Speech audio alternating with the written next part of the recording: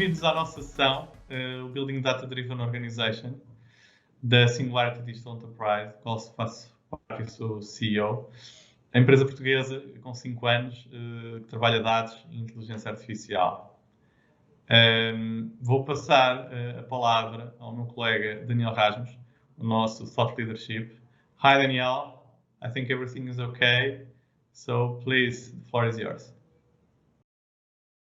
Well, thank you, Pedro. It's lovely to be here in Portugal. Look forward to visiting myself soon. And thank you for having me speak here at the Building the Future conference.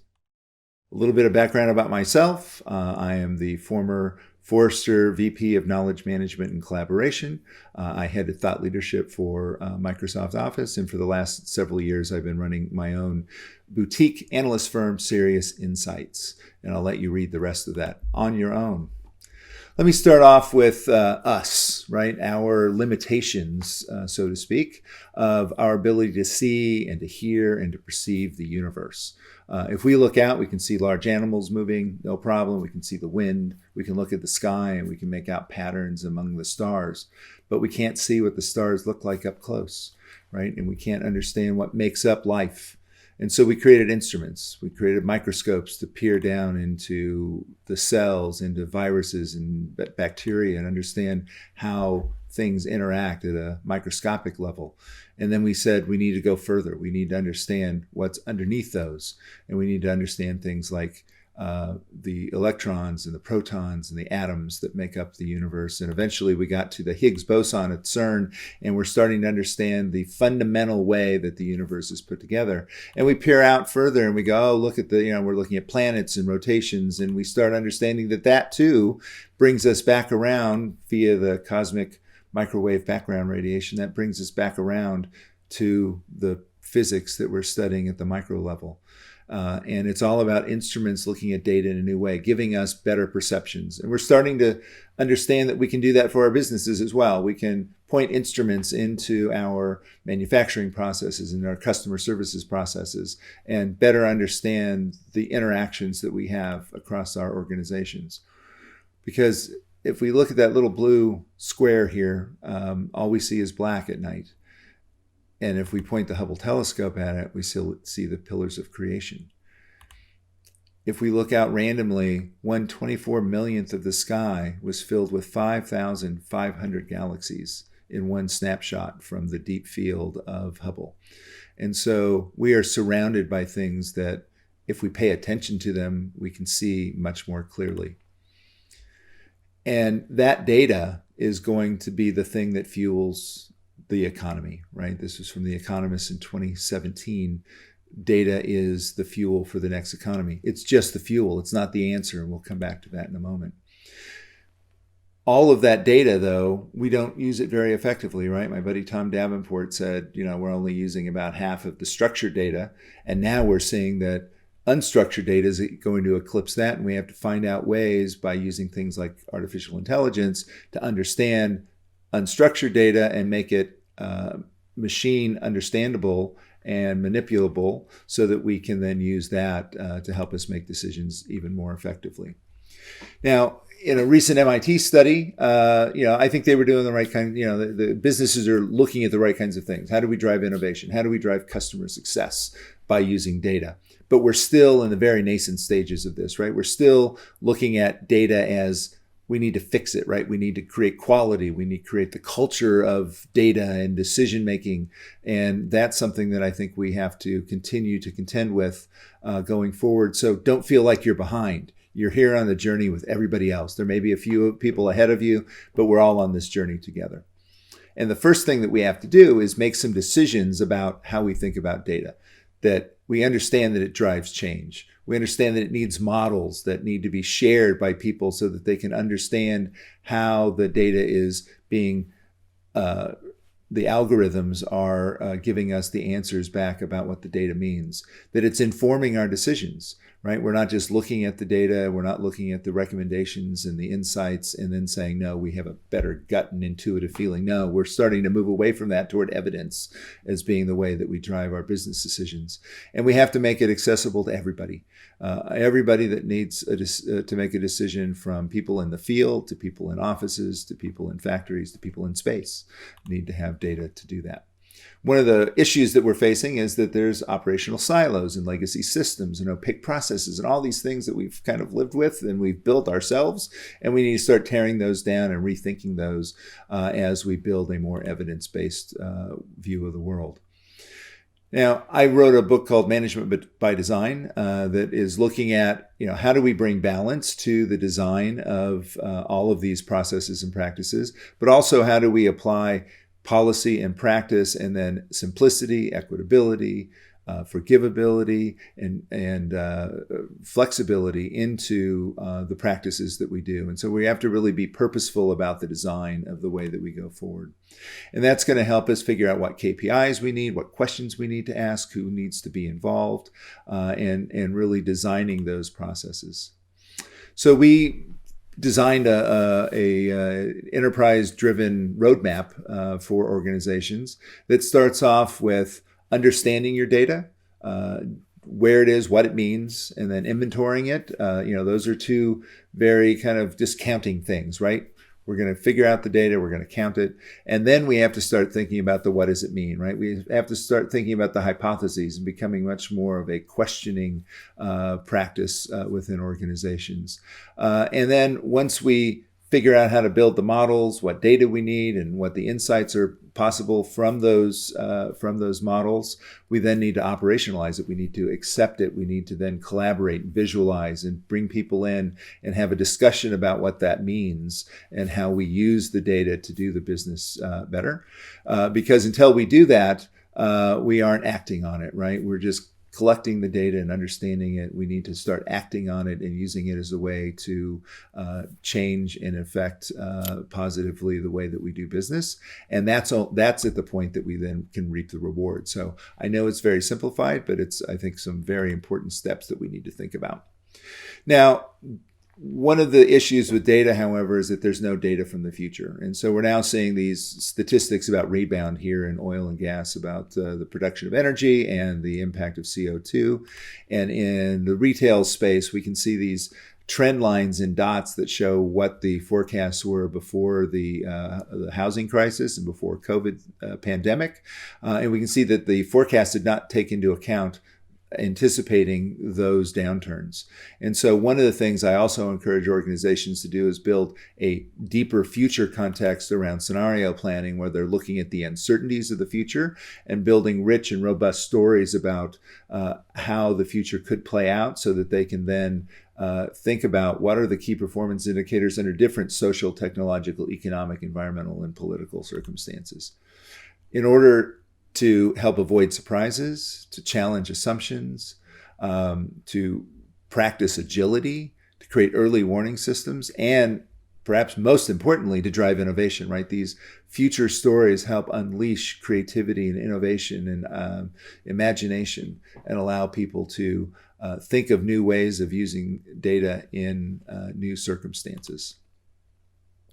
Now, all of this data also means that we have to start thinking about how do we manage it, not just the data itself.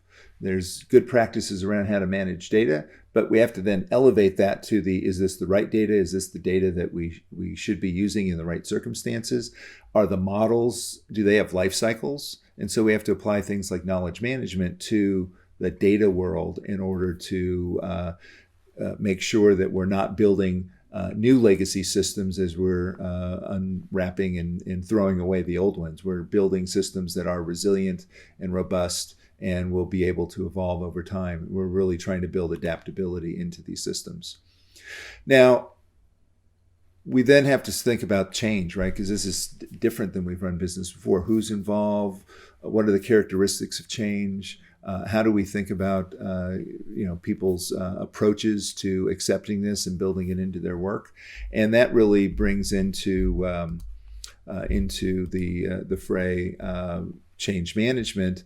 And interestingly, companies like Perceptex and some of their recent acquisitions, as well as sentiment analysis and other technologies through social media, are allowing us to make change management more data-driven as well, right? So something that we often would think of as intuitive and human-centered is still human-centered, but informed by evidence and by what we're seeing people do, not what they're not just kind of walking around and perceiving things that are happening in the organization, but actually seeing the benefits of data to inform how we're seeing change implemented in an organization. Now, I want to reframe the challenge a little bit because I think we need to. I need to ask the executives to lead by example, right? We need to practice what we're asking the rest of the organization to do. So think about how to use data in the decisions and use data to support the decisions that you're making. We need to also think about meeting data where it is, right? Understanding that the data that we have doesn't need to be in big data lakes. It may still be in CSV files, and that doesn't mean it's invalid. It just means that we're on a journey, and let's use the data that we have in the form that it exists and use it to help inform our decisions. We need to give people access to the data. We need to develop models of uncertainty. We need to design data into our policies and practices. We need to learn by doing and design lessons learned and feedback loops into them as well. We need to reach broad. We need to understand what the data is, but we also need to prune aggressively. Those hundreds and of KPIs that everybody has identified as being the indicators of success for an organization, they can't be that many, right? You can certainly have them at lower levels where they're distributed, but at the end of the day, there are a few important critical issues that define an organization's success, and you have to be willing to not spend all of your time looking at all of the disparities of potential data, but thinking about which data, what indicators make sense for the business that is really going to drive performance, and perhaps not even worry about some of the other ones, and really hone in on those most important ones. And measuring what makes sense, right? Measuring what can drive change. And I think that's crucial. So I'm going to summarize by talking about valuing data, right? We need to value data. We need to ask good questions. And then my colleagues will be talking about the power management cockpit and how, as I said in this presentation, you need to meet your data where it is. But that doesn't stop you from building sophisticated tools for understanding and insight, and then developing meaningful visualizations that help support the way that you run your business, and ultimately you as a business making good decisions about what you do with your customers, what you do with your products, and what you do with your processes. So thank you very much, and I look forward to taking questions later. Thanks, Daniel, for this inspiring presentation. Julgo que toda a gente gostou. Passamos agora ao próximo assunto. Vamos falar sobre o Power Management Cockpit e um caso muito interessante do Ativo Bank. O Power Management Cockpit foi uma solução que nós criamos para endereçar aquilo que são os maiores desafios neste momento do management, que é a tomada de decisão, ter a informação mais relevante para a tomada de decisão das organizações, seja um grupo de empresas, seja uma empresa ou um departamento em questão. E, de facto, nós criamos o Power Management Cockpit com o objetivo de ser o DI of the business. Isto é, monitorizar todo este negócio com base em dados e informação relevante para gerir os negócios. E, de facto, criamos um conceito que em 30 segundos qualquer manager consegue perceber e monitorizar o seu negócio. E, de facto, é extremamente importante porque esta solução traz-nos benefícios de perceber e tomar as decisões mais corretas, perceber e obter informação de uma forma muito mais updated. E o caso disso mesmo são as várias soluções que já implementamos em diferentes clientes. Um dos clientes que trazemos aqui é o Ativo Bank, o engenheiro António Bandeira. Muito obrigado por teres vindo, António, e dar aqui o teu testemunho da implementação que fizemos no Ativo Bank. Eu passaria à primeira questão, que é qual foi o desafio essencial e inicial que tiveste e que de facto levou a escolher esta solução? Olá Pedro, bom dia. Em primeiro lugar, obrigado por esta oportunidade de falarmos um bocadinho sobre aquilo que foi este projeto conjunto. Vamos lá ver, o ativo como banco tem um conjunto enorme de informação que precisa ter no sentido de avaliarmos a cada momento aquilo que é a performance interna que o banco tem nas mais diversas áreas. E à imagem de outras organizações, a informação de gestão cresce à medida que vai sendo necessária e cresce nos mais diversos formatos, conteúdos e formas de apresentação e, portanto, havia que lhe dar uma ordem e, se possível, uma arquitetura que não tínhamos. E, portanto, a necessidade surge daí, surge de uma necessidade de organizarmos a informação de gestão que temos e de a colocar de forma que diferentes níveis da estrutura consultem aquilo que é mais importante para cada um destes níveis. E quando pensámos isto, pensámos claramente em 3 dimensões. Uma primeira dimensão com um caráter um bocadinho mais estratégico, sobre aquilo que são os indicadores mais importantes do ponto de vista da performance do banco. Uma segunda dimensão, que é uma dimensão mais operacional, que visa medir mais aquilo que é a forma como, do ponto de vista de eficiência, nós estamos a gerir e a dar, no fundo, as ferramentas que permitem a otimização daquilo que são os nossos processos internos. E, em terceiro lugar, uma visão mais digital, uma vez que o ativo é um banco eminentemente digital, e nessa perspectiva queríamos também ter de forma rápida uma forma de ver quais aqueles que são os principais indicadores digitais que nos permitiriam ver também por aqui aquilo que estávamos a fazer. E aquilo que esteve na base não foi só vamos fazer 3 dashboards para cada uma destas dimensões, não, foi definir uma arquitetura de referência de informação, organizar processos de recolha desta informação que não só nos permitam de uma forma regular esta recolha, mas acima de tudo que nos deem uma capacidade de poder crescer à medida que vamos necessitando de incorporar nova informação. E de facto a estrutura que montamos dá-nos essa capacidade. Montamos uma estrutura que permite uma visão de alto nível, mas que depois nos dá também a visão de detalhe sobre cada um dos indicadores que nós incorporamos na solução, e estas foram talvez as principais razões que nos levaram ao desenho e à implementação desta solução convosco. Obrigado, António. Como é que correu a implementação da solução? Eu acho que este tipo de projetos, ou o segredo para que estes projetos corram bem, decorrem, eu julgo que 3 grandes variáveis. A primeira, em primeiro lugar, temos que saber muito bem aquilo que queremos antes de começar o projeto. Não faz sentido entrarmos num projeto destes sem termos tudo muito bem definido. Em segundo lugar, temos que ter um planeamento adequado à ambição que é colocada no projeto. Sabendo o que queremos, ter um planeamento adequado é claramente uma variável importante. Em terceiro lugar, temos que ter a capacidade de ter, de parte a parte, equipas que sabemos que são capazes de fazer este processo de implementação com tudo aquilo que são as variáveis que estão em cima da mesa. E é importante referir que quando temos estas dimensões perfeitamente definidas e estas variáveis controladas, o saber o que se quer não pode limitar-se a referir que temos um dashboard com os principais indicadores. Há que perceber, dentro destas dimensões, quais são, de facto, os indicadores que queremos medir, qual é a fonte de informação que temos, com que periodicidade é que queremos que sejam apresentados, e com base nisto nós definimos de forma muito clara e inicial cerca de 200 indicadores que eram fundamentais para nós. Já crescemos e hoje temos à volta de 400, mas estes 200 davam-nos a visão sobre as 3 dimensões que eu referi, sobre a estratégia, sobre a dimensão mais operacional e sobre a dimensão mais digital. E de facto tivemos uma equipa de parte a parte muito capaz não só de fazer esta análise, e esta análise envolveu todas as áreas do banco, mas também de a implementar no prazo que foi acordado. E, portanto, eu penso que este foi o segredo um bocadinho do sucesso do projeto. Obrigado, António. Que benefícios é que esta solução trouxe ao ativo? E, de facto, qual é o futuro da mesma? Como é que vês o futuro do Power Management Cockpit no Ativo Bank?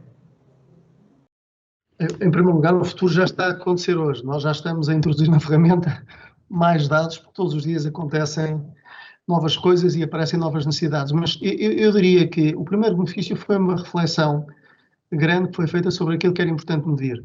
Eu acho que nós, ao longo dos anos, habituamos a pedir e a produzir informação a metro. Quando fazemos uma reflexão como esta, vamos nos focar naquilo que é essencialmente o que é importante em cada momento. E eu acho que esta reflexão foi importante porque nos permitiu ir um bocadinho atrás no tempo e perceber tudo aquilo que estava a ser recolhido, o que é que fazia sentido continuasse a ser produzido e aquilo que não fazia sentido não. E depois disso tivemos, de facto, a informação e a organização da informação. Isto tem a ver também com aquilo que são as organizações, a forma como nós nos organizamos internamente, as responsabilidades de cada área e aquilo que temos que ter em cada momento para tomar as decisões mais corretas com base naquilo que são as variáveis principais de medida que temos que ter. E depois há uma reflexão também sobre aquilo que é a estrutura que temos que montar, não apenas sobre as ferramentas que temos que ter para o processo de recolha, para a montagem do processo de recolha, mas também para o processo de visualização. Portanto, eu diria que, de forma muito resumida, eu acho que um projeto como este nos permite ter, em primeiro lugar, o melhor conhecimento da organização que temos em tudo aquilo que são as dimensões e variáveis que eu referi, permite-nos claramente separar o trigo do joio, ou seja, focarmos naquilo que é essencial em cada momento e deixarmos de ter aquilo que é perfeitamente acessório e que é não são temas que sejam importantes para tomarmos decisões de facto importantes. E, finalmente, temos também aqui um conjunto de indicadores que nos digam em cada momento o que é que temos que fazer para corrigir eventuais desvios. Focarmos naquilo que é essencial, organizar a informação e criar a capacidade de dar continuidade ao processo no sentido de preparar o futuro é absolutamente vital e eu acho que isto se conseguiu com o projeto parte a parte. Tivemos equipas que apostaram num desenvolvimento e numa arquitetura que hoje nos permite crescer e todos os dias vamos tendo novas necessidades e a partir desse momento agora temos uma arquitetura que nos permite crescer, trazendo para cima da mesa aquilo que é realmente importante do ponto de vista daquilo que são os principais indicadores para o banco. Obrigado, António, pela tua disponibilidade, de teres vindo aqui dar o teu testemunho. Obrigado, Daniel, também. Mais uma vez foi um privilégio. Agradecemos a vossa participação hoje. Contem connosco. Até ao próximo Building the Future. Obrigado.